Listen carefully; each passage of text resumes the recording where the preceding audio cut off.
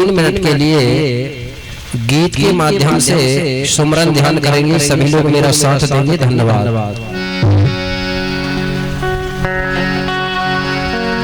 भजलो भजलो सेवा बड़ा देव नाम, भजलो दादाजी का नाम, भजलो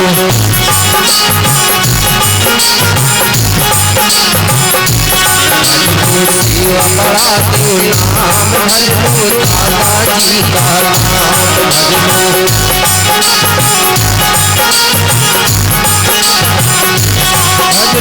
दादाजी का नाम, भजलो दादाजी का नाम, भजलो दादाजी का नाम, भजलो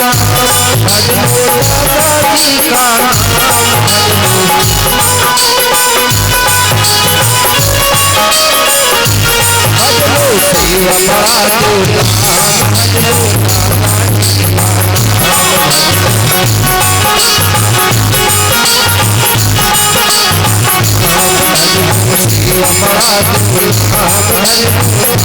दादाजी का नाम, सेवा बड़ा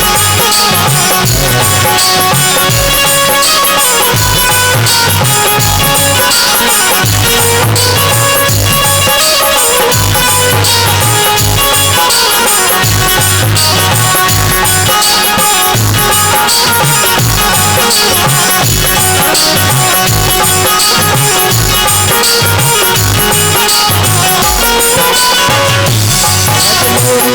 पिता का नाम, भजलो धर्म गुरु का नाम, भजलो पिता का नाम, भजलो धर्म गुरु का नाम, भजलो गुरु का नाम, सफल होएंगे काम, भजलो दादाजी का नाम, सफल होएंगे काम,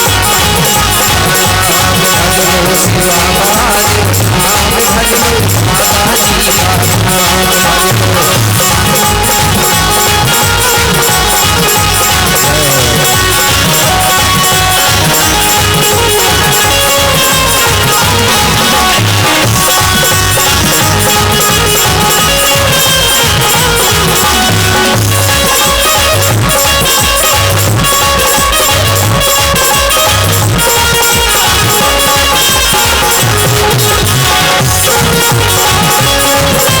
का नाम, भजलो मात नरद का नाम, भजलो मरकंठ का धाम, भजलो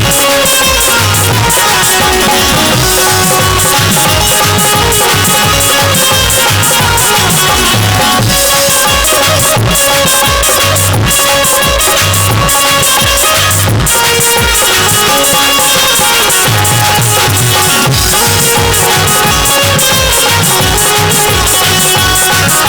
का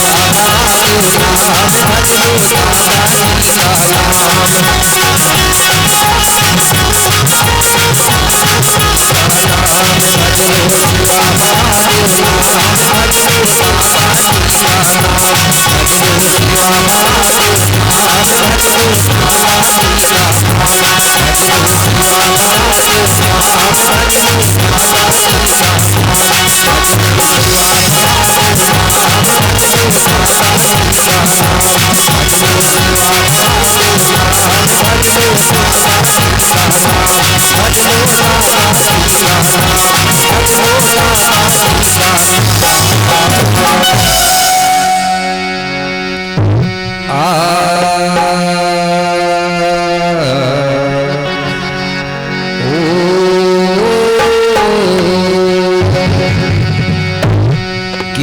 अष्टादश गुरु सुमिरन करूं, कि अष्टादश गुरु सुमिरन करूं, पुनि नौ कुपार गुनानो, सगा दे विनती करूं, कि करो सदा कल्याण। कि अमर कोट महिमा अमितो, कि पुण्य मिता सारो, पतित पावनी नर्मदा की पापे करो नित छारो। के काशुनी सत्यवाहिनी, के काशुनी सत्यवाहिनी की हिंगला जुली आए, कलि कंकालिनी विनती करो, अज पिगली तैयोरी बनाए। कि बम्बावती बमुलेश्वरी, कि वीर विराट शिवनाम, और बिंद्र वासनी लाज रखो मां, कि पूरन करियो सब काम। कि शंभु गौरा कुली तुरा, कि शंभु गौरा कुली तुरा, कि जाय जयंतर महिपाल।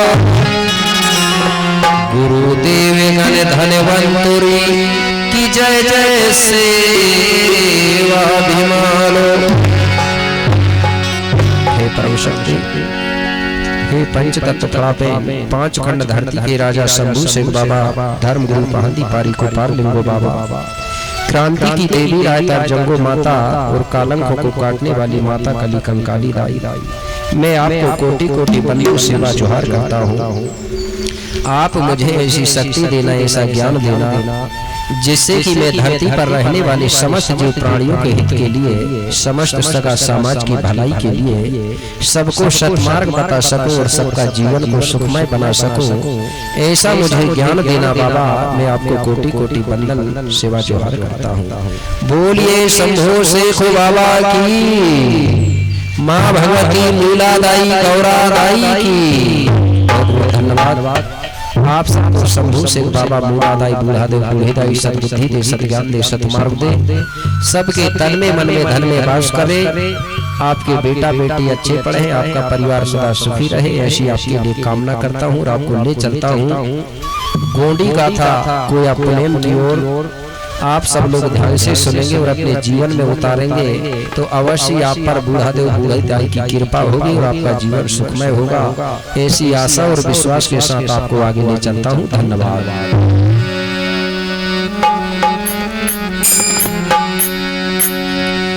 मंगल भवन या मंगल हारी,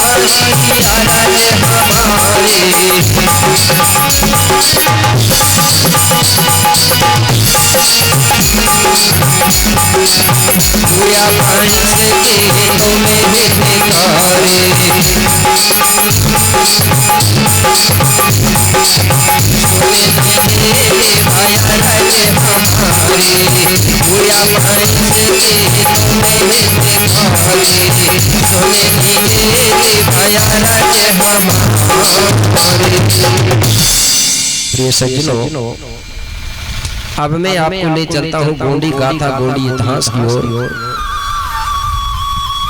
बहुत पुरानी बात है। वो कैसे कि ये वो समय की बात है, आज सुनो सगा दे ध्यान, और चांदा करके फेरा जा, आज वीर साहे था नाम। बहुत पुरानी बात है, आप लोगों ने सुना होगा चांदागढ़। चांदागढ़ को आज चंद्रपुर कहा जा रहा है। उसी चंद्रपुर को पहले चांदागढ़ के नाम से जाना जाता था। तो चांदागढ़ में गोंड राजा बीरसाह अतराम जी का राज्य चलता था। उसी चांदागढ़ को आज चंद्रपुर कहा जाता है, जो महाराष्ट्र में आता है। तो वहां पर किसका राज्य चल रहा था? बीरसाह का राज्य, गोंड राजा बीरसाह अतराम जी का। जब राजा बीरसाह का राज्य चलता था तो उस समय उस राज्य को गोंडवाना का राज्य कहा जाता था। तो जब गोंडवाना का राज्य चलता था मेरे भाई, तो गोंडवाना के राज्य में जात पात ऊंच नीच भेदभाव नहीं था। आज भेदभाव चलता है, आज के राज्य में चलता है ना, ये शूद्र है तो ये दलित है तो ये वो है, चलता है कि नहीं? लेकिन गोंडवाना के राज्य में जात पात ऊंच नीच भेदभाव नहीं चलता था। इसलिए कहा गया है क्या?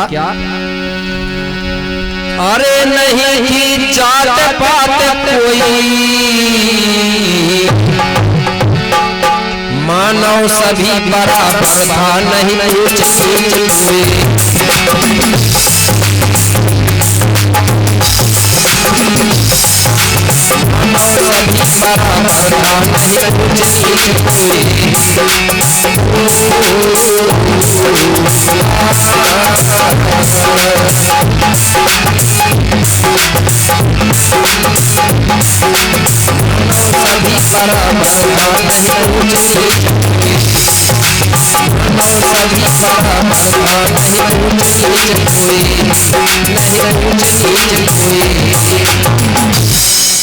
सब हिल मिल के रहा करते थे, भेदभाव नहीं था। और आज तो भेदभाव चलते हैं ना, गोंडा ही गोंडों में भेद हो रहा है, हो रहा है कि नहीं हो रहा है?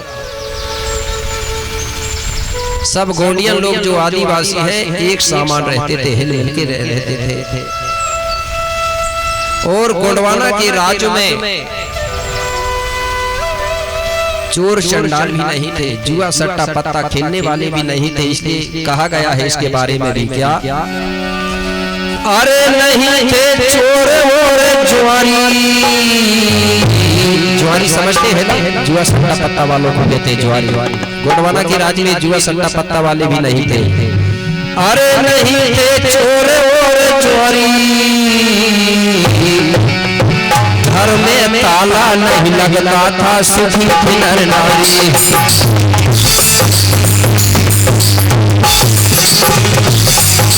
घर में ताला नहीं लगता था, सुखी थी नर नारी। घर में ताला नहीं लगता था, सुखी थी नर नारी। भैया सुखी थी नर नारी, भैया सुखी थी नर नारी। इतनी सुंदर व्यवस्था थी गोंडवाना राज्य की। चोर चंडाल नहीं थे, जुआ सट्टा पत्ता वाले नहीं थे, दारू गांजा पीने वाले नहीं थे। और आज के राज्य में ये है कि नहीं है? जुआ सट्टा पत्ता वाले मिलेंगे, दारू गांजा वाले मिलेंगे ना कि नहीं पीते आपके घर दारू कोई? गोंडवाना के राज्य में कोई दारू शराब नहीं पीता था, इसलिए चोर चंडाल भी नहीं थे। सब लोग अपना जीवन बड़े आनंद और खुशियों के साथ बिताते थे। उसी को कहते थे गोंडवाना के राज में गोंडों के थे ठाट, और गाय संग दो जल पिए मिलके एक घाट। इसका मतलब राजा और प्रजा एक सलाह से काम करती थी, राजा और गुरु एक सलाह से काम करते थे। आज करते हैं कि राजा और गुरु अलग एक सलाह से, गुरु अलग भाग रहा है और राजा अलग भाग रहा है। जब तक राजा और गुरु एक साथ मिलकर काम नहीं करेंगे तब तक गोंडवाना का राज नहीं आ पाएगा। पहले के कई प्रमाण है राजा बलि के बारे में, आप लोग जानते हैं ना? गोंड राजा था, उसका जो गुरु था शुक्राचार्य, पढ़े होंगे। ये जब तक सलाह से काम किए तब तक राज अच्छा चला। तो मेरे भाई, गाय सिंह का मतलब होता है राजा और प्रजा एक सलाह से काम करती थी, बाप और बेटा एक सलाह से काम करते थे, सास और बहू एक सलाह से काम करती थी। इसलिए राज्य सुखी था। कभी बाप बेटाओं के बीच में झगड़ा लड़ाई नहीं होती थी, सास बहुओं के बीच में कभी झगड़ा लड़ाई नहीं होती थी, सब एक सलाह से काम करते थे। और आज तो बड़ी समस्या है ना, सास बहुओं के बीच में पटाव नहीं है, बाप बेटाओं के बीच में पटाव नहीं है, इसलिए गड़बड़ हो रहा है। जब तक सलाह और सुमत नहीं होगा तब तक हमारा समाज कभी आगे नहीं बढ़ पाएगा। तो गोंडवाना के राज में सलाह और सुमत था। उस समय सब लोग प्राकृतिकवादी थे, प्रकृति का ही सेवा करते थे। गोंडों के कभी मंदिर मस्जिद नहीं होते थे, वो आज बना रहे हम लोग परिवर्तन के कारण।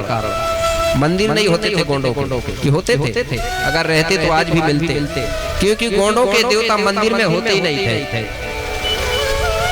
गोंडों के देवता पेड़ पौधों में होते थे। साजा पेड़ जानते हैं, साजे बोलते हैं। पहले हमारा जो बूढ़ा देव बूढ़ी दाई का स्थान साजा के पेड़ में होता था, और आज भी होता है। जो कोई गोंडी में देव खलियान या पेड़ कड़ा बोलते हैं, उसमें होता था हमारा स्थान, क्योंकि हम प्रकृति को पेड़ पौधों को मानते थे, नदी समुद्रों को मानते थे, चंदा सूरज को मानते थे, और आज भी मानते हैं। सेवा इन्हीं की करते थे, क्योंकि हम प्रकृति को मानते हैं और प्रकृति की सेवा से हमको सब कुछ मिलेगा। क्यों? जैसे खीड़ोदाई का स्थान है, खीड़ोदाई को आप शीतला बोलते हैं, ठीक है। खीड़ोदाई का जो स्थान है वो नीम के पेड़ में हुआ करता था। कहाँ होता था? नीम के पेड़ में। जब हमारे लोग जल चढ़ाने या पानी चढ़ाने जाते थे तो उसी नीम के पेड़ में पानी चढ़ाते थे। तो नीम के पेड़ में जब पानी चढ़ाते थे तो नीम का पेड़ हरा भरा होता था, हमको ऑक्सीजन मिलता था। अब नीम के पेड़ के जगह में अगर मंदिर बना दे और मंदिर में जाके पानी चढ़ाएंगे तो फायदा होगा क्या? उदाहरण के लिए एक आदमी अगर पेड़ में पानी चढ़ाएगा और एक आदमी अगर पत्थर या मंदिर में चढ़ाएगा तो फायदा किसको मिलेगा? फलेगा फूलेगा पेड़ का मंदिर। अगर एक आदमी आम के पेड़ में पानी चढ़ाएगा और एक आदमी पत्थर में चढ़ाएगा तो आम के पेड़ वाले को फल मिलेगा कि पत्थर वाले को मिलेगा? ठीक है, परिवर्तन हो रहा है, वो ठीक है, लेकिन ये बात पहले की बता रहा है। तो हमारे लोग पेड़ पौधों की सेवा करते थे और पेड़ पौधों के ही गीत गाते थे। किसके गीत गाते थे? पेड़ पौधों के गीत गाते थे, चंदा सूरज के गीत गाते थे, नदी समुद्रों के गीत गाते थे। और अब किसके गाने लगे लोग? अब वेद पुराणों के गीत गाने लगे। अगर वेद पुराणों के गीत गाओगे तो गोंडों का इतिहास जिंदा रहेगा क्या? बताइए। रहेगा? किसका इतिहास जिंदा रहेगा? पंडित ब्राह्मणों का इतिहास जिंदा रहेगा कि नहीं रहेगा? और जिस समाज का इतिहास नहीं होता है वो समाज मुर्दे के समान होता है, ऐसा भी बताया जाता है। तो अगर हमको अपना इतिहास जिंदा रखना है तो किसके गीत गाना पड़ेगा? हमारी गोंडी संस्कृति के अनुसार प्रकृति के गीत गाना पड़ेगा, या तो फिर गोंडों के जो राजा महाराजा जिन्होंने राज पाट किया है उनके गीत गाओगे, हमारे राजाओं का इतिहास जिंदा रहेगा। हम लोग वेद पुराणों के गीत गा रहे हो, दूसरों का इतिहास जिंदा रख रहे हैं। तो हमको किसके गीत गाना है? पेड़ पौधों के, या हमारे राजा महाराजाओं के, या हमारे ग्राम में जो देवी देवता है, मुठुआ बाबा, पटेल बाबा, शीतला ताई, ठाकुर बाबा, जो भी देवता है इनके गीत गाना चाहिए। इससे हमारा इतिहास जिंदा रहेगा। तो हमारे गोंड लोग, हमारे पूर्वज लोग प्रकृति के गीत बना के गाते थे, क्योंकि उस समय पढ़े लिखे भी नहीं थे। तो जो दिखता था उसको देख करके गीत बनाते थे, और पढ़े लिखे भी नहीं थे उस समय। लेकिन मुझे बड़ा अचंभा होता है कि पहले के लोग पढ़े लिखे भी नहीं थे और संविधान को भी नहीं जानते, फिर भी गोंडों का राज्य चलता था। और आज पढ़े लिखे हुए संविधान भी जान रहे, फिर भी राज्य नहीं कर पा रहे। कारण क्या है ना समस्या? अब तो पढ़े लिखे भी हैं, सब कुछ जान रहे, फिर भी राज्य नहीं कर पा रहे। और पहले के लोग अनपढ़ थे, संविधान भी नहीं जानते थे, फिर भी उनका राज्य चलता था। विचार करेंगे, ठीक है। तो पहले कैसे गीत गाते थे वो मैं गीत बताने जा रहा हूँ। पहले आपको क्यों बता रहा हूँ कि जब भी आप गीत गाओगे तो इसी प्रकार से बना के गाना है, और जिसको नाचना है तो नाच भी लेना, ठीक है ना? क्योंकि हमारी जो संस्कृति है, अगर कोई आदमी सिंगल मंच में गाता है, सब लोग देखते रहते हैं और सुनते हैं बैठ के, तो हमारी संस्कृति नहीं है। हमारी संस्कृति में सामूहिक गीत चलता था, सामूहिक चलता था, वही गाने वाले, वही सुनने वाले, वही देखने वाले। तो कैसे गाते थे वो पहले बता दे रहा हूँ। कि धरती दाई तोहे वंदने करूं, गोरी लीला है बड़ी निराली और शाम सवेरे अन्न देते हैं कि भोजन से भर भर थाली देती है ना, सही है कि नहीं? और जात पात का भेद नहीं, आज सबसे है बराबर प्यारो और ये सीमा के चरणों में की जय जय सेवा जोहारो। इस प्रकार धरती का सुमरन करते थे और गीत गाते थे कैसे? जोहर जोहार जोहर जोहार ये धरती दाई सेवा जोहार।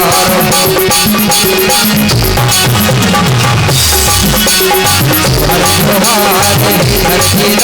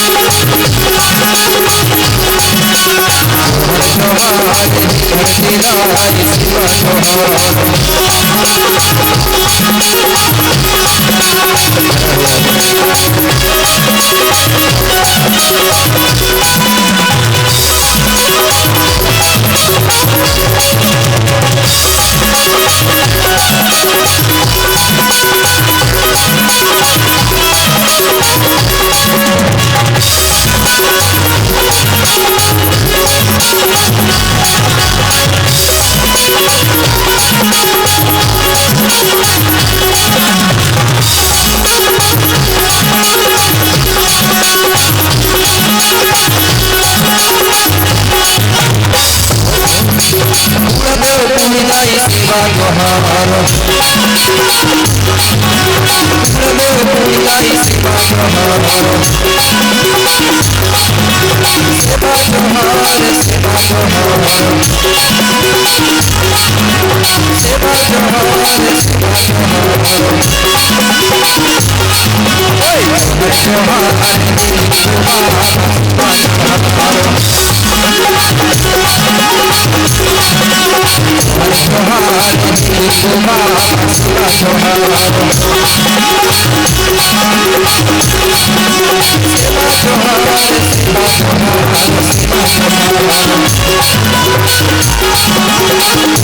जोहार।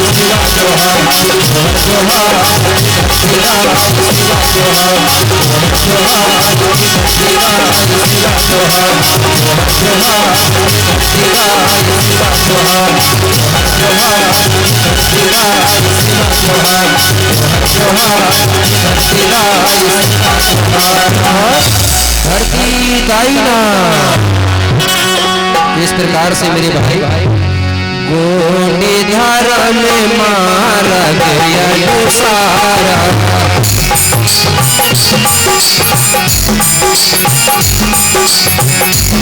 धर्म में मारा गया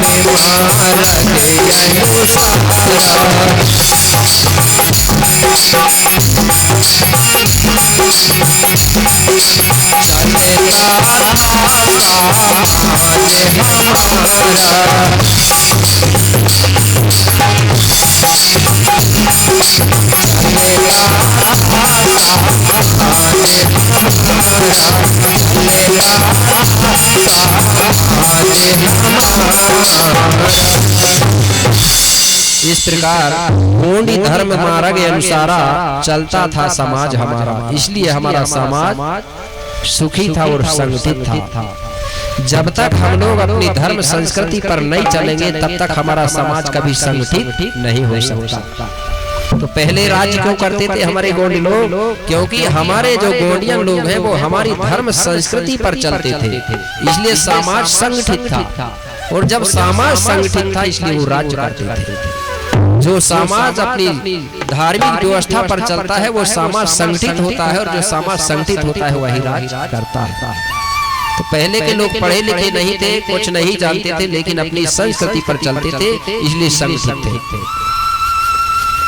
तो इस प्रकार से गोंड राजा वीर शाह का राज्य चलता था। सब लोग अपना जीवन बड़े आनंद और खुशियों से बिता रहे थे। कुछ दिनों के बाद में हुआ क्या?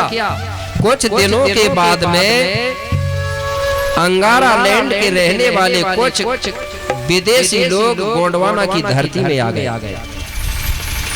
कहां से आए लोग? अंगारा लैंड से टेथिस सागर पार करके दक्षिण गोंडवाना की धरती में ये लोग आ गए। जब ये लोग यहाँ आए तो ये लोग भी क्या करने लगे, इसी प्रकार वो भी पंडाल लगा के, मंच लगा के वो भी उनके धर्म का प्रचार करना उन्होंने भी चालू कर दिया। कहाँ? गोंडवाना की धरती में। तो जब लोग प्रचार करने लगे तो हमारे गोंडवाना के जो मूल निवासी है उनके पंडालों में जाने लगे और उनकी बात को सुनने लगे। और आज भी सुनते हैं ना, उनके पंडाल में जाके सुनते हैं कि नहीं सुनते? वो बताने लगे फलाना भगवान ऐसा, तो ये भगवान वैसा, इसकी पूजा करने से ऐसा होता है तो वैसा होता। हमारे लोग लालच में उनकी बात मानने लगे और खुद की धर्म संस्कृति को धीरे धीरे भूलने लगे और उनके बताए मार्ग पर चलने लगे। जैसे उन्होंने बताया कि बोले हमसे जब तक तुम पूजा पाठ नहीं कराओगे तो कोई पूजा सफल नहीं होगी। तो गोंड लोगों ने क्या किए, भूमिका बेगाओं को छोड़ दिए और उनको बुला के घर में पूजा करवाने लगे। और आज भी बहुत से गोंड करवा रहे ना। समझ गए कि नहीं? कौन? ठीक है ना, उनको बुला के पूजा करवाने लगे। हमारे गोंडी संस्कृति में अगर कोई खत्म होता था तो उसको जलाया नहीं जाता था, दफनाते थे। लेकिन वो लोगों ने क्या बताया, बोले जब तक तुम जलाओगे नहीं तो तुम्हारा पूर्वज बैकुंठ नहीं जाएगा। हमारे कुछ गोंड लोग जलाना भी चालू कर दिया और आज भी आधे लोग जला रहे और आधे लोग दफना रहे। जबकि गोंडी संस्कृति में जलाया नहीं जाता, कि जलाते हैं आपकी इधर, दफनाया जाता है। तो ऐसा करके हमारे गोंड लोग आधे आधे हो गए, आधे उस धर्म को मान रहे और आधे इस धर्म को मान रहे। हमारी महिलाओं को भी कई चीज बताया गया, बोले ये व्रत उपवास रहो तो ऐसा होगा वैसा होगा, तो महिलाएं भी व्रत उपवास में लग गई। और आज भी बहुत सी महिलाएं व्रत उपवास में लगी है ना। ऐसा करके गोंडवाना के लोगों को धर्म के नाम पे तितर बितर किया गया। तो हमारे गोंडियन लोग खुद के धर्म को भूलते गए। कैसे?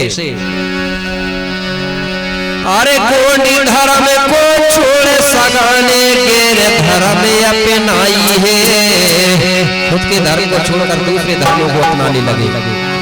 गोंडी धर्म को छोड़ सगाने के धर्म अपनाई है, अरे यही कारण से फिर जाने दर दर की ठोकर खाई है।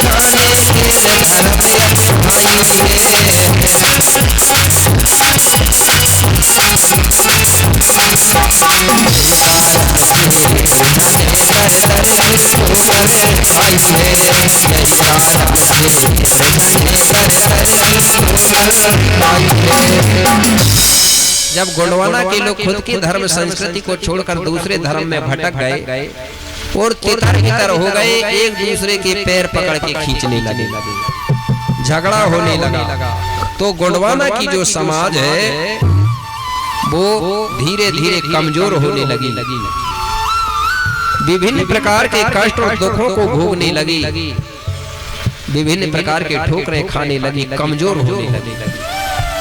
जब कमजोर होने लगी तो राजा बीरशाह एक दिन सोचने लगा कि मेरी जो समाज है पहले धनवान थी, सुखी थी, और आज ये समाज दिनों दिन कमजोर क्यों हो रही है, इसका कारण क्या होगा। तो राजा बीरशाह विचार मंथन करने लगा समाज के लिए। एक दिन राजा बीरशाह ने सोचा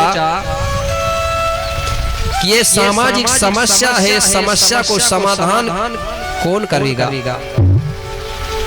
विचार कर रहा है। राजा ने सोचा कि हम गोंड समाज के हैं, तो गोंड समाज की अगर कोई समस्या है तो हमारे ही समाज का गुरु इस समस्या को हल करेगा, दूसरा समाज का गुरु समस्या का हल नहीं कर पाएगा। कि कर लेगा? नहीं कर पाएगा। तो बोले हमारे ही समाज का गुरु होना चाहिए। लेकिन आज गोंड लोग कहते हैं गोंडों की समस्या है और दूसरे धर्म के गुरुओं से पूछते हैं समस्या। बता देंगे क्या? देखिए, मुस्लिम का गुरु है तो मुस्लिमों की समस्या बताएगा, अगर कोई हिंदू धर्म का गुरु है तो वो हिंदुओं की समस्या बताएगा। ठीक है ना? जो जिस समाज का है उसी का वही गुरु समस्या हल कर सकता है। तो बोले हम गोंडी धर्म को मानने वाले हैं तो हमारी समस्या को गोंडी धर्म गुरु ही करेंगे।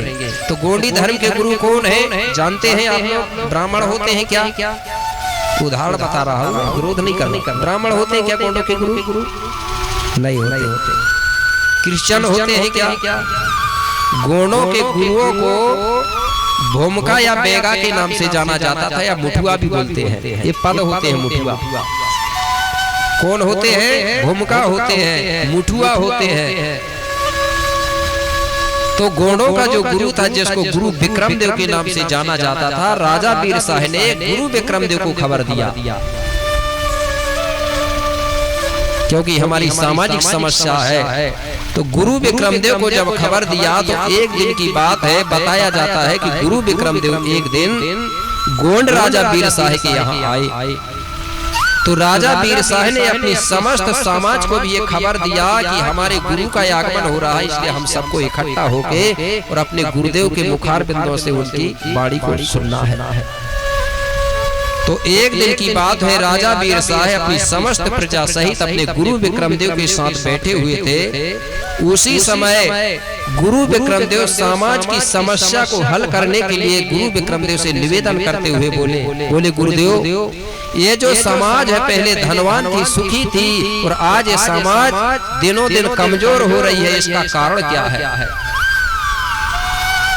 आता है मेरी समाज को वह मार्ग बताइए जिस मार्ग पर चलने से मेरी समाज सही हो सके, सुखी हो सके। तो गुरु विक्रमदेव कहने लगे, राजा तुम धन्य हो, बोले मैं आपको वही मार्ग बता रहा हूँ। अगर आप सब लोग उस रास्ते पर चलोगे, उस मार्ग पर चलोगे, तो बड़ा देव की आप पर कृपा होगी और आपका जीवन सुखमय होगा। तो मैं भी आपको वही रास्ता बता रहा हूँ। उस रास्ते पर अगर आप चलोगे मेरे भाई, तो 1 साल भी नहीं लगेगा आपका जीवन बदलने में। तो कौन सा मार्ग बताया है गुरु विक्रमदेव ने, वही मार्ग आपको बता रहा हूँ।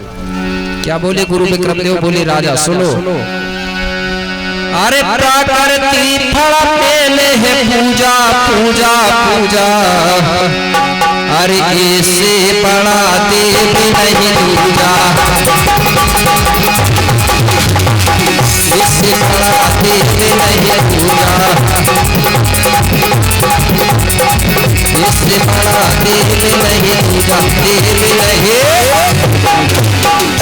बोले महाराज आप सब मिल करके बोले प्रकृति फड़ापेन की सेवा करो। किसकी सेवा करो? फड़ापेन की। फड़ापेन की सेवा करने से धरती में रहने वाले समस्त जीव प्राणियों का भला होता है। किसकी सेवा करने से? फड़ापेन की। तो फड़ापेन के बारे में तो आपको पहले बता दिया ना। फड़ापेन कौन है? प्रकृति है। प्रकृति मतलब धरती, जल, वायु, अग्नि, आकाश। तो बोले प्रकृति की सेवा करने से सबका भला होता है। कैसे होगा? जैसे हम धरती की सेवा करेंगे तो उससे अनाज पैदा होगा, उस अनाज को हम भी खाएंगे, जंगल में रहने वाले जीव जंतु पशु पक्षी भी खाएंगे, और जो अनाज बेचेंगे तो दूसरे लोग भी खाएंगे। खाएंगे कि नहीं खाएंगे? तो बताइए सबका फायदा हो रहा है कि नहीं हो रहा है? तो बोले धरती की सेवा करो, जल की सेवा करो। जल की सेवा कैसे करेंगे? जल की सेवा करेंगे, तालाब बनाएंगे, कुआं बनाएंगे, बावली बनाएंगे, तो जल की सेवा होगी ना। उस जल को हम भी पिएंगे और जंगल में रहने वाले जीव जंतु, समस्त जीव जंतु भी पिएंगे कि नहीं पिएंगे? ये असली सेवा है। बोले पेड़ पौधा लगाओ। तो ये 5 शक्तियों की सेवा करना ही फड़ापेन की सेवा कहलाती है। अगर ये आदमी चुपचाप बैठ जाए और फड़ापेन करता रहे तो भला होगा क्या? तो सेवा कैसे करते हैं? खेती किसानी करेंगे तो फड़ापेन की सेवा हो रही है, पेड़ पौधा लगा रहे हैं तो फड़ापेन की सेवा हो रही है। ऐसा थोड़ी का एक जगह बैठ गए, माला लगा के, टीका लगा के और जय फड़ापेन कर रहे हैं, तो हो जाएगा क्या भला? वो सेवा नहीं है। असली सेवा है खेती किसानी करना, पेड़ पौधा लगाना। ये सेवा की बात कर रहे हैं। इससे बोले समस्त जीव प्राणियों का भला होगा। तो बोले ठीक है गुरुदेव, हम प्रकृति की सेवा करेंगे सुबह से लेकर शाम तक, लेकिन बोले फड़ापेन का सुमरन भी तो करना जरूरी है ना, कि नहीं है? सेवा तो कर रहे हैं हम सुबह से लेकर शाम तक, लेकिन 5 मिनट के लिए, 10 मिनट के लिए उसका सुमरन भी होना चाहिए कि नहीं? तो एक जगह बैठ के सुमरन करने के लिए बोले प्रकृति का कोई मंत्र बता दो। बोले क्या? बोले कोई मंत्र दे दो, बोले सुमरन करने के लिए। तो गुरु विक्रमदेव ने एक मंत्र बताया बड़ादेव का ध्यान करने के लिए, सुमरन करने के लिए। हम सुमरन करते हैं, ध्यान करते हैं। जैसे हमारा ये ठाना है, वहाँ बैठ के 5 मिनट 10 मिनट उसका क्या करते हैं हम लोग? ध्यान करते हैं। ठीक है। तो उसने कौन सा मंत्र बताया, वो मंत्र बता दो जो बड़ादेव का सबसे बड़ा मंत्र है। उस मंत्र से बढ़कर दुनिया में कोई बड़ा मंत्र नहीं है। सुना भी होगा आपने, पढ़ा भी होगा। कौन सा मंत्र है? गोनी धर्म मंत्र जय सेवा, कि गोनी धर्म मंत्र जय सेवा, और जय गोंडवाना जय बड़देवा। गोनी धर्म मंत्र जय सेवा और जय गोंडवाना जय बड़देवा। ये शब्द बोलने से बोले बड़ा देव का सुमरन हो जाता है, पांच ही शक्तियों का सुमरन हो जाता है। बोले गुरुदेव कैसे होता है, इसका अर्थ बताइए। तो मैं आपको अर्थ बता रहा हूँ। पहला शब्द है जय सेवा, दूसरा है जय बड़ा देव और तीसरा है जय गोंडवाना। तो जय सेवा जब बोलते हैं तो दुनिया को चलाने वाली दो शक्ति है। कितनी शक्ति चलाती है दुनिया को? दो। इसलिए इसको बोलते हैं दुनिया, बोलते हैं ना दुनिया। दुनिया को दो चीज चलाती है इसलिए दुनिया बोलते हैं। दो शक्ति वो कौन सी है? जिसको गोंडी में बोलते हैं सल्ला और गांगरा। सल्ला गांगरा का मतलब होता है, सल्ला यानी होता है पिता और गांगरा यानी होती है माँ। इसी को हम विज्ञान के रूप में मानेंगे तो धन और ऋण कहेंगे ना, अर्थिंग और फेस, ठीक है ना। माता और पिता, बूढ़ा देव और बूढ़ी दाई आ गए ना, दो। तो जय जब बोलते हैं तो पिता शक्ति का सुमरन होता है, धन शक्ति का। और सेवा जब बोलते हैं तो माँ का सुमरन होता है। और माता पिता से ही हमारा जन्म हुआ है कि नहीं हुआ है? तो सबसे पहले किसको सुमरन करना चाहिए हमको? हमारे माता पिता, दाऊ दाई, बूढ़ा देव, बूढ़ी दाई। बूढ़ा देव का हो चाहे बूढ़ी दाई, चाहे माता का हो चाहे पिता, चाहे दाऊ का हो चाहे दाई, ये कई बात है, ठीक है ना। तो हमारा जन्म किससे हुआ है? माता पिता से। तो सबसे पहले हमको किसका सुमरन करना चाहिए? माता पिता का। तो नाम तो नहीं ले सकते ना माता पिता का डायरेक्ट, तो उसका सुमरन कैसे होता है? जय सेवा बोलने से। जय सेवा जब बोलते हैं तो माता और पिता का सुमरन होता है। जय यानी पिता होता है और सेवा यानी माँ होती है, तो दोनों का सुमरन हो गया ना। तो जब एक दूसरे से मिलते हैं तो हम लोगों को क्या बोलना चाहिए? जय सेवा। अब हमारे लोग माता पिता को छोड़ करके किसका सुमरन करते हैं? एक दूसरे से मिलते हैं तो दूसरे का नाम लेते हैं, फिर अपमान होगा कि नहीं हमारे माता पिता का? तो हमारा माता पिता का सुमरन करना चाहिए, अपमान होगा ना। कहेंगे खुद के माता पिता को सुमरन छोड़ के और दूसरे के माता पिता का नाम ले रहे हैं। दूसरा शब्द है जय बड़ा देव। जय बड़ा देव बोलने से क्या होता है? जय बड़ा देव कौन है? पांच शक्तियां हैं।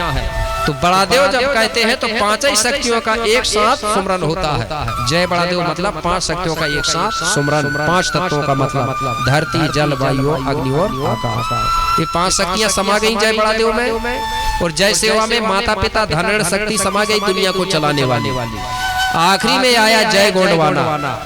जय गोंडवाना कई लोग डरते हैं जय गोंडवाना बोलने से। क्यों डरते हैं? बोले अरे ये तो पार्टी वाला, वोट वाला है। मेरे भाई वोट अकेले की बात नहीं है।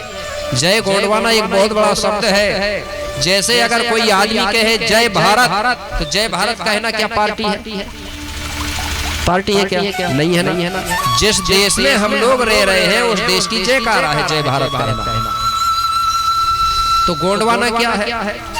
ये जो भारत है वो भी गोंडवाना का ही एक टुकड़ा है। भारत, अरब, ऑस्ट्रेलिया, अफ्रीका और दक्षिण अमेरिका, ये पांच खंड धरती है। तो पांच ही खंड धरती को गंडोदीप कहा गया था। गंडोदीप से गोंडवाना हुआ। तो गोंडवाना जो है पांच खंड धरती है। तो जब जय गोंडवाना हम बोलते हैं तो पांच खंड धरती की एक साथ जयकारा होती है, जिसमें भारत भी सम्मिलित है ना। अब बताइए पार्टी हुआ क्या ये? जय गोंडवाना मतलब जिस देश में रह रहे हैं उस देश की जयकारा। तो जय गोंडवाना में पांच खंड धरती समाहित हो गई।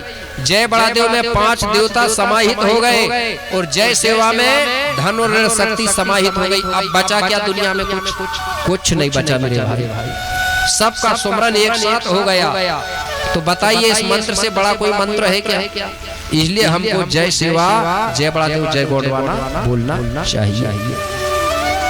जब भी हम हमारे देवी देवताओं को धूप रखते हैं ना, पहले लोग कुछ लोग देते थे गुरु मंत्र देते थे ना। बोले 5 बार बोले गुरु मंत्र से धूप छोड़ना, हवन छोड़ना तो सफल हो जाएगा। मैं आपको बता रहा हूँ कि जब भी आप पूजा पाठ करोगे बूढ़ा देव, बूढ़ी दाई या घर के पुरखा पूर्वजों का, तो आपको कुछ दूसरा नहीं, सिर्फ आखिरी में आप लोग 3 बार या 5 बार जय सेवा, जय बड़ा देव, जय गोंडवाना करके धूप छोड़ना। ठीक है, मतलब सारी चीजों का धूपारा हो जाता होगा कि नहीं।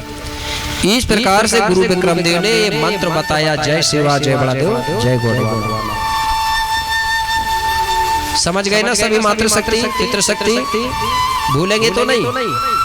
ये मंत्र मिल गया, समझ जाओ, ठीक है ना आपको? तो जिसने इसको अपना लिया तो समझ जाओ आपके गुरु दीक्षा हो गई। ठीक है ना, अलग से कोई गुरु दीक्षा की जरूरत नहीं है। एक शब्द और आया है, उसका भी हमारे समाज में उसका सबसे शुरुआत का शब्द है, प्रचलन है, वो है जोहार शब्द। जोहार है ना, जोहार शब्द, जोहार जो है, जोहार मतलब होता है, आपको संक्षेप बताता हूँ, जोहार का मतलब होता है प्रणाम, नमस्कार। ठीक है ना, जैसे हम लोग बोलेंगे हमारे बूढ़ा देव बूढ़ी दाई के यहाँ जाएंगे तो प्रणाम के लिए क्या करेंगे? बूढ़ा देव बूढ़ी दाई के यहाँ जाएंगे तो हम गोंडी में कैसे बोलेंगे? तो उसमें शब्द आएगा पहले जोहार शंभू या जोहार बूढ़ा देव, जोहार बूढ़ी दाई, इसका मतलब होता प्रणाम। इसी को लोगों ने परिवर्तन करके क्या बना दिए? नमः शिवाय बना है कि नहीं? नमः शिवाय का मतलब होता है ना, मतलब शिव जी को प्रणाम। तो हमारे में ये नहीं है, हमारे में जोहार शंभू, ये कंगाली जी ने पुस्तक में भी लिखा, गीत में देखे, जोहार शंभू हर हर शंभू, जोहार शंभू हर हर शंभू लिखा है कि नहीं? तो जोहार मतलब होता है प्रणाम करना। ठीक है, तो ये जो मंत्र बताया मैंने पहले, गोंडी धर्म मंत्र, जय सेवा और जय गोंडवाना जय बड़ा, याद रखना। इस प्रकार से गुरु विक्रम देव ने कहा कि जब भी आप सुमरन ध्यान करोगे तो इस मंत्र से ध्यान करना और सुबह से लेकर शाम तक प्रकृति की सेवा करना, इससे ही समस्त जीव प्राणियों का कल्याण होता है। इस प्रकार से उसने कहा। और दूसरी बात, जन्म विवाह मरण में गोंडी रीति अपनाओ और तब होगा सबका भला की सत्य कहूँ बतलाए। हमारे समाज में 3 संस्कार मुख्य होते हैं। कितने? 3, जन्म, विवाह और मरण। ठीक है ना, ये तीनों संस्कार में दूसरे धर्म के गुरु या दूसरे धर्म के पुजारियों को बुलाकर कभी भी पूजा पाठ नहीं करवाना चाहिए। हमारे गोंडी भूमिका या बेगांव के माध्यम से काम संपन्न कराना चाहिए, तब हमारा काम सफल होता है कि नहीं होता? इस प्रकार से गुरु विक्रम देव ने राजा बिरसा और समस्त प्रजा को बताया। तो मैं आपको अभी संक्षेप में बता रहा हूँ। ठीक है, आगे जब गाथा बढ़ेगी तो आपको जन्म के बारे में, विवाह के बारे में, मरण के बारे में विस्तार से बताऊंगा। अब गुरु विक्रम देव ने जब बताया तो राजा कहने लगा, गुरुदेव हमको गोंड कहा जाता है और हम गोंडी धर्म को मानने वाले हैं। गोंडी धर्म का मतलब होता है पुनेम। हमारे में धर्म तो नहीं बोलते, लेकिन क्या है, हमारे लोगों की आदत बन गई है, इसलिए मुझे भी बोलना पड़ता है गोंडी धर्म। ठीक है, हमारे में धर्म नहीं होता, हमारे में होता है पुनेम। क्या होता है? क्या बोलते हैं? पुनेम। और पुनेम का मतलब होता है, पू आने होता है गोंडी में सत्य, और नेम का मतलब होता है मार गया रास्ता। बोलते थे पुराने लोग, ये नेम से चलना, ये नियम से चलना। नेम मतलब रास्ता, पू आने होता है सत्य। तो हम गोंडियन जो लोग हैं सत्य मार्ग पर चलने वाले हैं, उसी को हम लोग गोंडी धर्म बोलने लगे। अब सतमार्ग क्या है, इसके बारे में भी हमको जानना चाहिए। आज हमारे लोग सत्य और असत्य को भूल गए कि सही क्या है। सत्य मतलब सही चीज को कहते हैं, ये सही है। असत्य मतलब गलत जो है। लेकिन आज हमारे लोगों को सही और गलत का ज्ञान नहीं है। मैं अकेला नहीं कह रहा हूँ, बहुत से महापुरुष कहते थे हमारे लोग, हमारे गोंड लोगों को सही और गलत का ज्ञान नहीं है, और दोस्त और दुश्मन का पहचान नहीं है। मरकाम दादाजी कहते थे कि नहीं, दोस्त और दुश्मन का पहचान नहीं। कैसे नहीं है कि हमारे लोग दुश्मन को दोस्त बना लेते, ये समझ ही नहीं पा रहे कि हमारे दुश्मन है कौन आज के समय में। जब तक हम लोग दुश्मनों को नहीं पहचानेंगे तब तक हमारा कुछ होने वाला नहीं है। और मैं भी कह रहा हूँ कि हमारे लोगों को सही और गलत का ज्ञान नहीं है। कैसे नहीं है? उदाहरण के लिए बता रहा हूँ, आप गुस्सा मत होना, क्योंकि वो चीज सही है, और जो सही होती है वो तो कभी कभी बुरी भी लगती है। अब यहीं बहुत से लोग बैठे होंगे, आजमा के देखना अपने घर में, अभी जाके देखना, कुत्ता तो होगा ना किसी न किसी के घर में जाके देख लो। आपके लिए बता रहा हूँ, हमारे लोगों को सही और गलत का ज्ञान नहीं है करके। जब घर में जाओगे तो एक कटोरा में आप दूध भर के रखना कुत्ता के सामने, और एक कटोरा में दारू शराब भर के रख देना कुत्ता के सामने। अब कुत्ता दोनों को देखेगा तो बताइए, कुत्ता दारू पिएगा कि दूध पिएगा? क्या पिएगा कुत्ता? दारू पिएगा तो हाथ उठा के बताना, नहीं पिएगा। दूध पिएगा तो उठाना हाथ जरा, सभी को मालूम है, सब बिना ही प्रैक्टिकल करे समझ गए कि कुत्ता दूध पिएगा, दारू नहीं पिएगा। और अगर कुत्ते की जगह में अगर आदमी के आगे दोनों चीज रख दो तो आदमी क्या पिएगा? अब बताइए, कुत्ता सत्य और असत्य को जान रहा है कि आदमी जान रहा है? जबकि वो कभी स्कूल नहीं गया है, किसी प्रवचन में नहीं गया है, कोई पंडाल नहीं गया, फिर भी वो सत्य और असत्य से आदमी भटका नहीं है। लेकिन गोंडों के गुरु है, मंच लग रहे हैं, सम्मेलन हो रहे हैं, समझा के लोग परेशान हो रहे हैं, लेकिन अभी तक हमारे लोगों को सही और गलत का ज्ञान नहीं हुआ। जब तक हमको सही और गलत का ज्ञान नहीं होगा तब तक हमारी समाज आगे बढ़ने वाली नहीं है। तो यही चीज को पुनेम कहते हैं। पुनेम मतलब सतमार्ग। तो हमको सत्य मार्ग पर चलना है, सही मार्ग पर चलना है, गलत मार्ग को छोड़ना है, उसको हम पुनेम कहते हैं।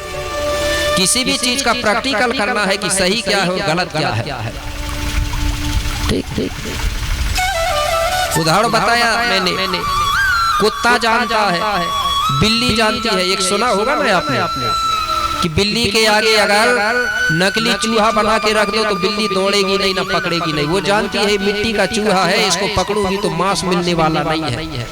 कुत्ते के आगे नकली खरगोश रख दो, कुत्ते ज्यादा है तो एक बार ऐसा देख लेगा हिला के, 2 बार उसको छुएगा नहीं कि ये मिट्टी का खरगोश है, इसको पकड़ूंगा भी तो कुछ मिलने वाला नहीं है। और आदमी के आगे अगर एक पुतरा बना के बिठा दो तो हाथ जोड़ के खड़ा रहेगा, जय गणेश जय गणेश जय गणेश देवा, अंधन को आंख देत, क्या क्या बोलते रहते हैं। होगा ना? तो यही चीज जब तक हम समझेंगे नहीं सही और गलत को, तब तक हमारा कुछ होने वाला नहीं है। तो हमको अंधविश्वास से हटना है। मैं भी भूमिका हूँ, मैं भी ये नहीं कह रहा हूँ कि मैं कोई भूमिका हूँ या कोई सिद्ध पुरुष, मैं भी कुछ नहीं हूँ। आप जो हो मैं हूँ, सिर्फ काम कर रहा हूँ। क्या कर रहा हूँ? भूमिका का काम कर रहा हूँ। ये मत समझना आप लोग भी कि ये कोई शक्तिशाली या कोई भगवान या कोई देवता है। जैसे आप हो वैसे ही मैं हूँ, क्योंकि गोंडी संस्कृति में ये होते ही नहीं, साधु संत महात्मा सन्यास नहीं होते। मैं भी कोई साधु संत सन्यास महात्मा नहीं हूँ, सिर्फ मैं एक काम कर रहा हूँ प्रचार का। क्यों नहीं होते साधु संत महात्मा? ये भी बात सब बन जाएंगे साधु महात्मा तो करेगा कौन किसानी, और अन्न पैदा फिर कैसे होगा? मर जाएंगे संसार के सारे प्राणी। और जो आदमी खुद कहे कि मैं बहुत बड़ा वो हूँ, देवता हूँ, मैं शक्तिशाली हूँ, तो समझ जाओ आपको वो चूतिया बना रहा, बुद्धू बना रहा। ये सत्यता को जानिए। तो मेरे भाई, सत्य और असत्य को जानना है, वही पुनेम है। तो मैं आपको ले चलता हूँ गुरु विक्रमदेव, वो राजा वीरसाय ने कहा कि गुरुदेव हम गोंड है, गोंडी धर्म को मानने वाले हैं, पुनेम को मानने वाले हैं। क्यों? कि हम इस देश के मूल निवासी हैं, प्रकृति को मानने वाले हैं। आता है, बोले गुरुदेव कृपा करके आप ये बताइए कि इस धरती को गोंडवाना क्यों कहा जाता है, और इस धरती में रहने वाले गोंडियन लोग जो है उनकी उत्पत्ति, उनका जन्म कैसे हुआ, था इसका बेरवज कैसे हुआ, मतलब कि जीव जगत की उत्पत्ति के बारे में पूछ रहा है। तो मेरे भाई मैं भी आपको वही जीव जगत के बारे में बताने जा रहा हूँ, क्योंकि आज समय ज्यादा हो गया है, जितना भी चले उतना मैं करूँगा, ठीक है? जो रहेगा तो कल करेंगे। तो जीव जगत के बारे में आप लोग ध्यान से सुनेंगे, क्योंकि दूसरे ग्रंथों में अलग ढंग से बताया गया है कि बोले प्रकृति धरती की रचना ब्रह्मा ने किया, लेकिन गोंडी ग्रंथ में नहीं बताया। गोंडी ग्रंथ में ये बता रहा है कि ये जो 5 शक्तियां हैं, इनका कभी जन्म होता है न कभी मरण होता है। और इस गाथा को सबसे पहले शंभू बाबा ने, जिसको हम बूढ़ा देव कहते हैं, वही बूढ़ा देव ने सबसे पहले बूढ़ी दाई गौरा दाई से सुनाया था। यही गाथा गौरा दाई को बताया था। और इसी गाथा को कोपार लिंगो बाबा ने 33 कोट देवताओं को सुनाया था कछारगढ़ में। और इसी गाथा को चंद्रपुर चांदागढ़ में गुरु विक्रमदेव ने बताया था। और उसी गाथा को मैं आपको बताने जा रहा हूँ। तो 5 शक्तियां निराकार शक्ति है, जिनका कभी जन्म होता है न कभी मरण होता है। ये धरती का कभी जन्म होता है न कभी मरण होता है, लेकिन समय समय पे ये धरती कभी कभी जलमग्न हो जाती है, मरती नहीं है। और जब ये धरती जलमग्न होती है तो उसी को हमारे पुरखा लोग बोलते थे कलडोग, बोलते थे ना, कलडोग हुआ था करके। ये धरती का कई बार कलडुब हो चुका है। जब जब भी कलडुब हुआ है तो अमरकोट का टीला कभी डूबा ही नहीं है। जो अमरकंटक बोलते हैं ना अमरकोट, वो टीला कभी पानी में डूबा ही नहीं है, इसलिए उसको अमरकोट बोला जाता था। वही अमरकोट के टीला से ही जीव जगत की उत्पत्ति होती है। तो मैं गाथा के अनुसार आपको बता रहा हूँ कैसे। गुरु विक्रमदेव कहने लगे, राजा सुनो, पहले यहाँ कुछ नहीं था, यथा जल ही जल भरा हुआ था। कैसे? अरे चारों तरफ जल ही जल था, अरे जिसका नहीं था पार। अरे बीच में टीला एक था, अरे जहाँ जीव थे चार। बीच में टीला एक था, अरे जहाँ जीव थे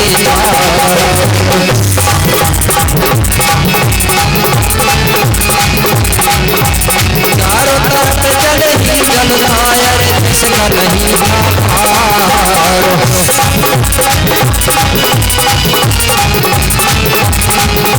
बीच में टीला एक था, अरे जहाँ जीव थे चार।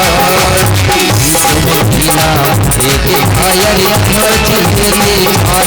भैया जहाँ जीव थे चार, भैया जहाँ जीव थे चार। गुरु विक्रमदेव कहने लगे, बोले राजा यहाँ पर अथाह जल ही जल भरा हुआ था। जहाँ तक हमारी नजर जाती थी वहां तक पानी ही पानी, जल ही जल दिखाई देता था।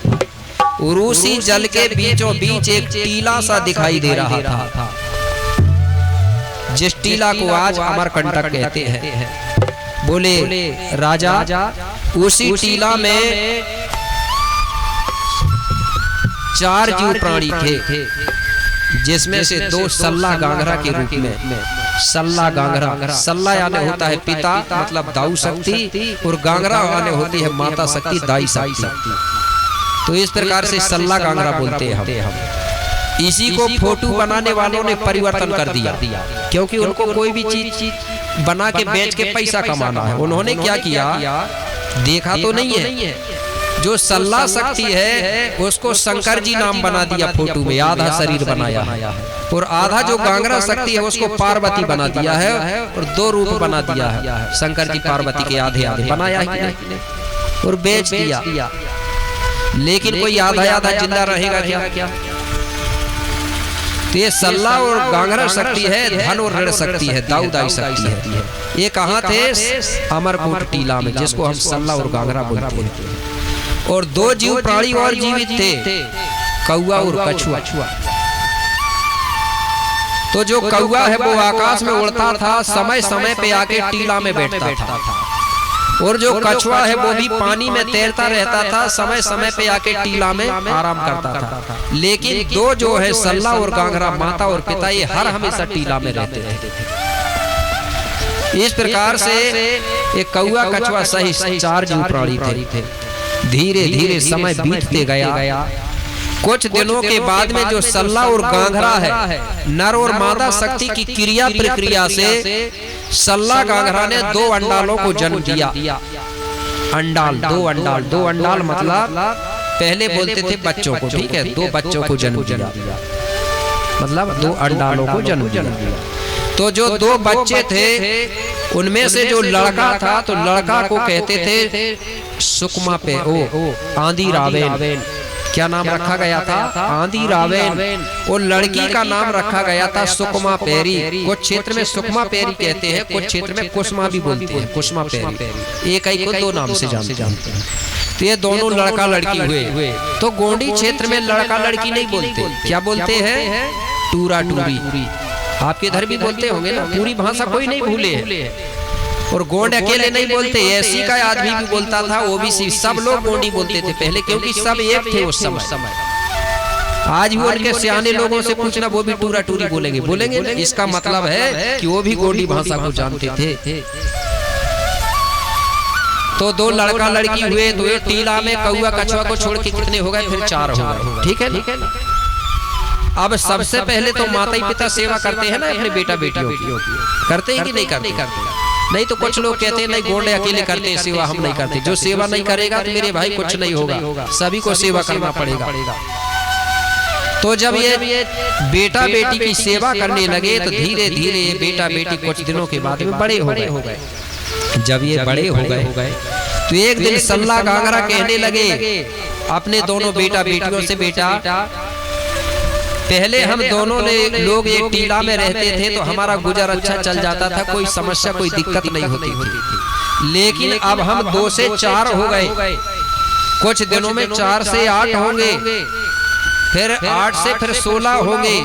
इस प्रकार से हमारी संख्या धीरे धीरे ज्यादा हो जाएगी तो ये टीला हमारे लिए छोटा पड़ेगा ना छोटा। इसलिए अभी समय है हमको इसी प्रकार से और टीला ढूंढना है और जगह ढूंढना है। तो बोले तुम दोनों एक काम करो, जो जल भरा हुआ है पानी भरा हुआ है इसमें जाके तुम पता करो, अगर कहीं और टीला होंगे कहीं दूर में तो हम उस टीला में भी अपना डेरा डाल लेंगे, तो तुम जाके पता करो। तो आंधी रावण सुकमा पैरी कहने लगे, बोले जहां तक हमारी नजर जा रही है वहां तक पानी ही पानी दिख रहा है और हम पानी में कैसे चलेंगे? पानी में चलेंगे तो डूब जाएंगे, कैसे जाएंगे? तो सल्ला और गांगरा कहने लगे बेटा चिंता मत करो, जब कोई दिक्कत होती है हमको तो हमारी जो पेन शक्तियां हैं हमको साथ देती है। जब कोई समस्या होती है हमारे घर में तो हमको कौन साथ देता है? हमारे देवी देवता साथ देते हैं। तो बोले एक काम करो, हम अपने देवी देवता का सुमरन करते हैं तो हमारे देवी देवता हमको साथ देंगे। तो आंधी रावण और सुकमा पैरी की समस्या को हल करने के लिए सल्ला और गांगरा ने अपनी पेन शक्तियों का सुमरन किया। पेन समझते हैं ना? पेन मतलब होता है शक्ति, पावर। अब हम देव बोलने लगे उन्हीं को, ठीक है? तो मतलब हमारे देव साथ देते हैं। तो उन्होंने जैसे ही सुमरन ध्यान किया अपनी पेन शक्तियों का तो उनका जो देवता था वो कछुआ था, कौआ था। तो जो कछुआ पहले ही से जीवित था, बताया जाता है वो कछुआ भयंकर रूप धारण करके पानी से तैरते हुए टीला के किनारे आ गया और कौआ भी आ गया। तो सल्ला गांगरा कहने लगे बेटा देखो एक कछुआ कितना बड़ा है, बोले तुम दोनों एक कछुआ की पीठ में बैठ करके बोले और पानी में भ्रमण कर सकते हो, बोले और आज भी कर सकते हैं ना, बड़ा कछुआ के ऊपर आदमी बैठ के। और एक कौआ है ये आकाश से उड़ेगा, ये बताएगा कि किधर को जाना है। बोले ठीक है। तो मेरे भाई हमारे जो देवता होते हैं पेन शक्तियां होती हैं, आज भी प्रमाण है कि हर गोत्रधारियों के अलग अलग देवता होते हैं ना। जीवा पे मुझे मालूम है सबसे ज्यादा मरकामों का तो सब लोग जानते हैं ना, जानते हैं मरकामों का होता क्या? कछुआ कछुआ को मानते हैं ना मरकाम लोग। तो हर गोत्रधारियों के जीवा पेन होते हैं, कोई कछुआ को मानता है, कोई बकरा को मानता है, कोई शेर को मानता है कि नहीं मानता? जब भी गोंडों को कोई दिक्कत आती थी ना तो इन्हीं का ध्यान करते थे। हर गोत्रधारियों का अलग अलग पेड़ भी होता है कि नहीं? कोई किसी का पेड़ को मानता है, कोई आम को मानता है। मरकामों में अधिकतर आम को ही मानते हैं। अब मरकामों को समस्या होगी तो ये कहाँ जाएंगे? समस्या के लेके अपने देवता के पास कहाँ जाएंगे? आम के पेड़ के पास, साजा के पेड़ के पास। और अगर पता नहीं रहेगा तो कहाँ जाएंगे? कहीं मस्जिद जाएंगे, कहीं मंदिर जाएंगे। और आज यही हो रहा, हमारे देवता को छोड़ के दूसरे के यहाँ जा रहे हैं हम लोग। तो जैसे ही कौआ और कछुआ वहां आए तो आंधी रावण और सुकमा पैरी से बोले तुम इनकी पीठ में जाके बैठ के जाओ। तो आंधी रावण और सुकमा पैरी सबसे पहले क्या करते हैं? अपने माता पिता को प्रणाम करते हैं जाने के लिए। कैसे कि आंधी रावण कुसुमा पैरी कछुआ पर भय सवार और माता पिता के चरणन में अज करके सेवा जोहारो। माता पिता के चरणों में प्रणाम किया मतलब सेवा जोहार किया और दोनों कछुआ को भी सेवा जोहार करके कछुआ की पीठ में दोनों बैठ गए। अब जैसे ही वो कछुआ की पीठ में बैठे तो कछुआ भी पानी से तैरते हुए चला और कौआ आकाश से उड़ते हुए चला। जिस तरफ को कौआ जाता था उसी तरफ को कछुआ भी चलते जाता था। ये पूरे पानी में भ्रमण करते करते थक गए मेरे भाई, लेकिन इनको कहीं भी कोई टीला नहीं मिला। जब टीला नहीं मिला तो आंधी राहुल सुकमा पेरी घबरा गए, बोले कछुआ भी तैरते तैरते थक गया, कौआ भी आकाश में उड़ते उड़ते थक गया। ऐसा ना हो अगर कहीं ज्यादा ही थक गया तो कछुआ पानी में डूब जाएगा, तो हम दोनों भी पानी में डूब जाएंगे। घबरा गए। ये प्रकृति से प्रार्थना करने लगे, हे पंच तत्व फड़ापेन, हमारा जो कछुआ रूपी नाव है उसको ऐसी ताकत देना, बोले ऐसी शक्ति देना कि ये कछुआ कम से कम हमको वापिस लौटा के और वो टीला पहुंचा सके। प्रकृति से प्रार्थना कर रहे हैं कछुआ के लिए। कैसे? एक लाइन वो बोले,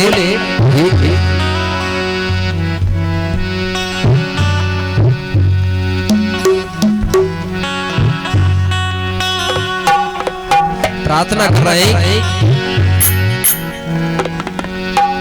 हे परम शक्ति देवा, हे परम शक्ति देवा, करो सेवा पारो पार, बिगड़ी मेरी बना दे नैया लगा के पार। देवा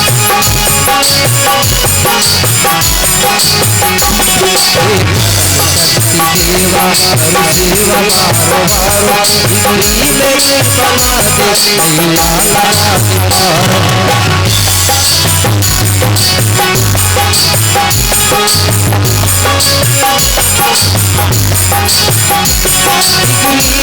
बना दे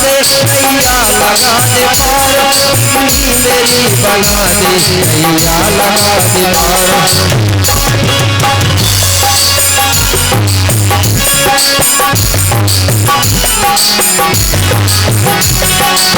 मेरी बना दे नैया लगा दे पार, मेरी बना दे नैया लगा दे पार। शक्ति देवा करो सेवा पारो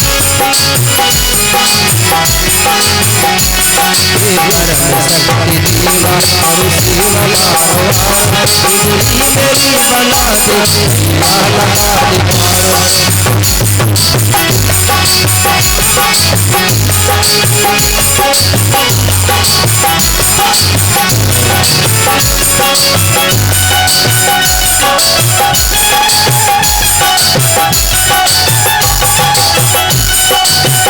बना दे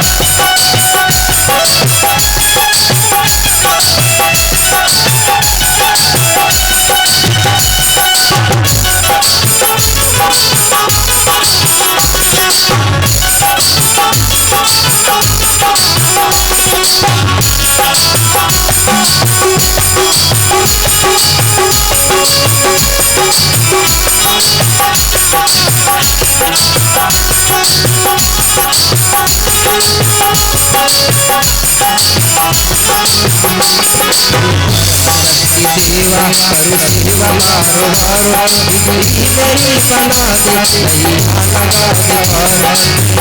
लगा दे पार। देवा करो सेवा पारो पार, बिगड़ी मेरी बना दे नैया लगा दे पार, नैया लगा दे पार, नैया लगा दे पार, नैया लगा दे पार। वो बड़ा देव से प्रार्थना कर रहे हैं कि जो कछुआ रूपी नाव है उसको ऐसी शक्ति देना बड़ा देव कि ये कछुआ हमको वो टीला वापिस पहुंचा दे। लेकिन हुआ क्या, जैसे ये लोग बड़ा देव से प्रार्थना कर रहे थे उसी समय जो जल भरा हुआ था उस जल के अंदर ऐसा हलचल हुआ मेरे भाई, जो अमरकोट का टीला दिख रहा था वो टीला सहित पूरी पृथ्वी जल के ऊपर की ओर ऐसा उठती है। जैसे ही टीला सहित पृथ्वी ऊपर की ओर उठी तो हुआ क्या कि जो अमरकोट का टीला है आज वो ऊपर कोई आया है, और यही समय जल सारा नीचे की तरफ आया है। जैसे ही टीला ऊपर की ओर उठा पूरी पृथ्वी सहित जो पानी है वो नीचे की तरफ बड़ी तेज गति से बहने लगा। जैसे ही पानी तेज गति से बहा तो जो कछुआ है वो कछुआ भी उसी पानी पे बहने लगा। जैसे ही कछुआ बहने लगा तो कछुआ के साथ आंधी रावल सुकमा पेरी भी बहने लगे। मेरे भाई पानी इतनी तेज गति से बहा कि पानी के बहाव से बड़ी बड़ी नदी और समुद्रों का निर्माण हो गया, नदी नाला बन गए। और जो पानी है वो समुद्र और नदियों से बहने लगा और समतल जमीन आ गई। तो जैसे ही समतल जमीन हुई तो उस जमीन में वो कछुआ रुक गया। जहां कछुआ रुका वहीं पर आंधी रावण सुकमा पेरी भी रुक गए। बताया जाता है कि जहां पर वो कछुआ रुका था, आंधी रावण सुकमा पेरी रुके थे, वो जगह को आज रामटेक कहा जा रहा है। सुना है ना रामटेक नाम? उसको पहले बोलते थे रावण टेक। क्या बोलते थे? रावण टेक। रावण टेक का मतलब होता है जो आंधी रावण नाम का लड़का वहां जाके टिक गया, रुक गया। बोलते हैं ना आज गोंडी में टेका, तो वहां रुक गए लोग। और जो धरती दाई है वो जल से ऊपर आ गई और जल नीचे चला गया। इसी को हमारे पुरखा लोग बोलते थे। क्या? जलों से प्रगटे भाई जाबो धरती,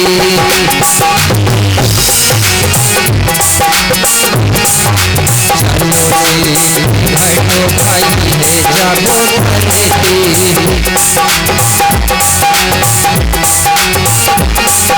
यही कहे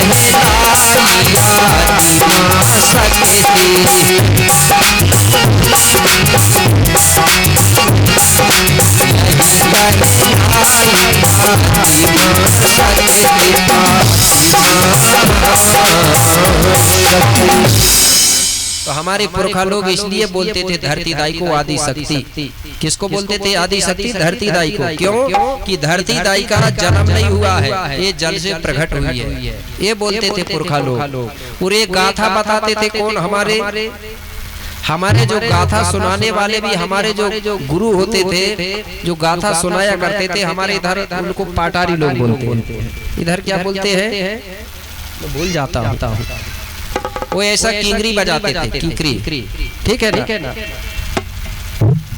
परधनिया बोलते हैं, पाट परधनिया। ठीक है। वो लोग बताते थे गांव में जाके। तो जब वो बताते थे तो उसके बदले में हमारे लोग वो परधनिया को क्या देते थे? दान नहीं करते थे, नेंग देते थे। क्या बोलते थे हमारे लोग उसको? नेंग। क्योंकि जब कोई अगर ये बात सुनाएगा तो कुछ ना कुछ तो उसको देना पड़ेगा ना। नेंग के कुछ राशि देते थे, जिससे वो अपना परिवार चलाता था और समाज को एक गाथा पुनेम सुनाता था। अब हमारे लोगों ने परधनिया या हमारे गुरुओं को नेंग देना तो छोड़ता है, दूसरों को दान दे रहे हैं कि नहीं? हमारे में दान नहीं होता, हमारे में नेंग होता है। दान का मतलब होता है मोह मांगे जो दिया जाता है वो दान होता है कि नहीं 51 रुपया रखना पड़ेगा, 1100 रखना पड़ेगा, ये दान होता है। हमारे में नेंग होता है। नेंग मतलब इच्छानुसार दिया जाता है। ठीक है, उसको देते थे। वो सुनाते थे ये गाथा। तो वो बताते थे कि धरती दाई जल से प्रकट हुई है, आदि शक्ति है। लेकिन हमारे लोगों ने सुन लिए दूसरों की कथा, तो नहीं बोले धरती को तो ब्रह्मा ने बनाया। ठीक है, उनके अनुसार बनाया होगा, लेकिन गोंडी गाथा के अनुसार धरती को किसी ने नहीं बनाया है। ये धरती आदि शक्ति है, इसका कभी जन्म होता है या कभी मरण होता है। इसलिए हमारे गोंड लोग धरती को आदि शक्ति के रूप में मानते थे। सबसे पहले धरती का सुमरन ध्यान करते थे। बताया था मैंने पूजा में कि धरती का सुमरन करते थे गोंडी भाषा में। जैसे आज हम लोग जवारे या बारी बोते हैं तो सबसे पहले धरती दाई की माटी लाते हैं कि नहीं लाते? मिट्टी लाते हैं। और फिर हमारे गांव की जो बूढ़ी दाई, खेरो दाई या शीतला है, उसके नाम पे जवारे बोते हैं, बारी बोते हैं ना, गेहूं के दाने। लेकिन उसके भी पहले हम धरती की माटी लाते हैं ना। जब धरती की मिट्टी लाते हैं तो कौन जाता है साथ में? भूमका या बेगा जाता है कि नहीं? कि पंडित ब्राह्मण जाता है? कौन जाता है माटी लेने जाते हैं? भूमका या बेगा जाता है। वो धरती दाई का सुमरन करता है। ओ मावा तोरी ते सिरजे जीवा जाई, कंच मंच सिरजे सिंगार नारुंगे माई नरु खंड धरती करके सुमरन ध्यान करता है। हल्दी चावल का न्योता देता है, नारियल प्रसाद जो भी है चढ़ाता, और धरती की माटी लाते हैं। और हमारे समाज के लोग ढोल बाजा लेके गीत गाते हुए जाते हैं। वो मंत्र नहीं पढ़ते, वो गीत से सुमरन करते हैं कि नहीं? गीत गा के। तो कैसे सुमरन करते हैं वो गीत भी बता दूं, वो समय भी चल रहा है, अपना चल रहा है ना। तो वो धरती का गीत गाते थे। तो कैसे गाते थे?